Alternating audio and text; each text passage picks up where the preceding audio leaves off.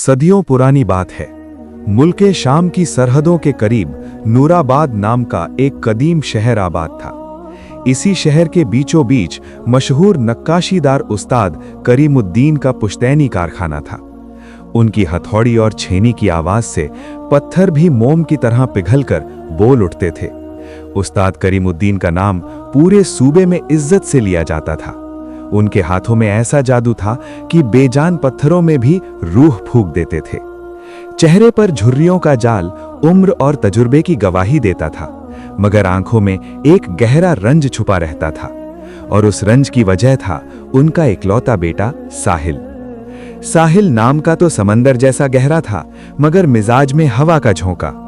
कद काठी ऐसी कि किसी शहजादे से कम न लगे, पर पत्थरों की धूल और छेनी की खटखट से उसे नफरत थी। शाम ढले कबूतरबाजों की महफिल जमाना, रेशमी लिबास पहनकर दोस्तों संग शेरो शायरी करना, यही उसकी दुनिया थी।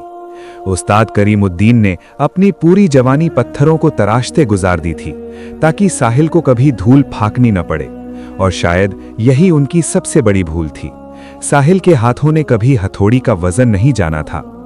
एक रोज शाम का धुंधलका गहराया, कारखाने में चिराग जल चुके थे। उस्ताद करीमुद्दीन संगमरमर के टुकड़े पर आखिरी नक्काशी कर रहे थे कि अचानक सीने में तेज दर्द उठा। छेली हाथ से छूटकर फर्श पर गिर पड़ी। खांसते हुए वहीं बैठ गए। उसी वक्त साहिल दोस्तों की महफिल से लौटा। कपड़ों से इत्र की तेज खुशबू आ रही थी। वो दौड़कर बाप के पास पहुंचा। अब्बा हुजूर, हकीम को बुलवाऊं? उस्ताद ने हाथ के इशारे से रोका।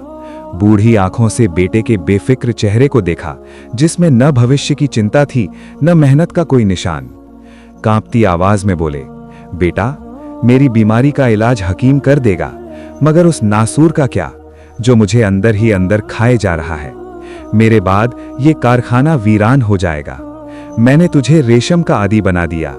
उस्ताद ने कमर से पुरानी चमड़े की थैली निकाली और तख्त के नीचे रखते हुए कहा, कल से कारखाने के दरवाजे तुम्हारे लिए बंद हैं। जब तक तुम अपनी मेहनत से एक सोने का दीनार कमाकर मेरी हथेली पर नहीं रखोगे, इस घर की दहरी पार नहीं करोगे।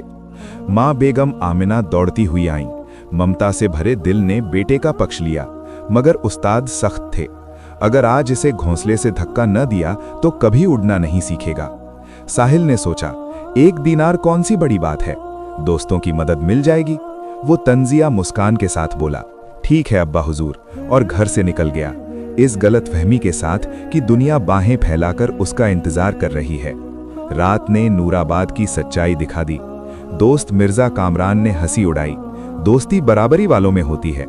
शायर नदीम ने भी दरवाजा बंद कर लिया, उस्ताद के रसूख से डरकर। भूख, अपमान और ठंड तीनों ने साहिल को तोड़ दिया।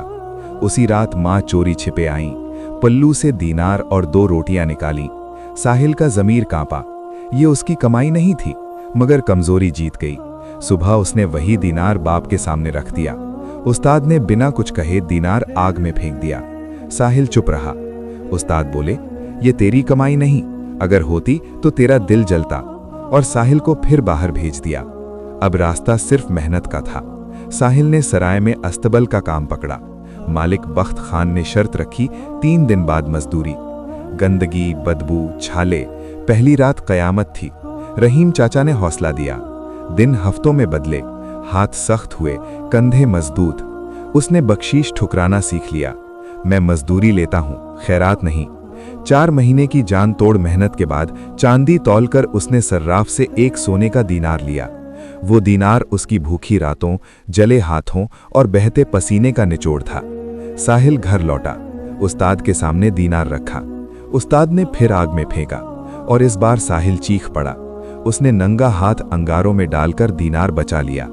ये मेरा खून है अब्बा। उस्ताद रो पड़े। बेटे को सीने से लगाया। हाँ, यही तेरी असली कमाई है। साल गुजरे। नूराबाद में अब उस्ताद साहिल की नक्काशी मशहूर थी। वो भटके युवाओं से कहता, मैं तुम्हें सोना नहीं दूंगा, रास्ता दूंगा।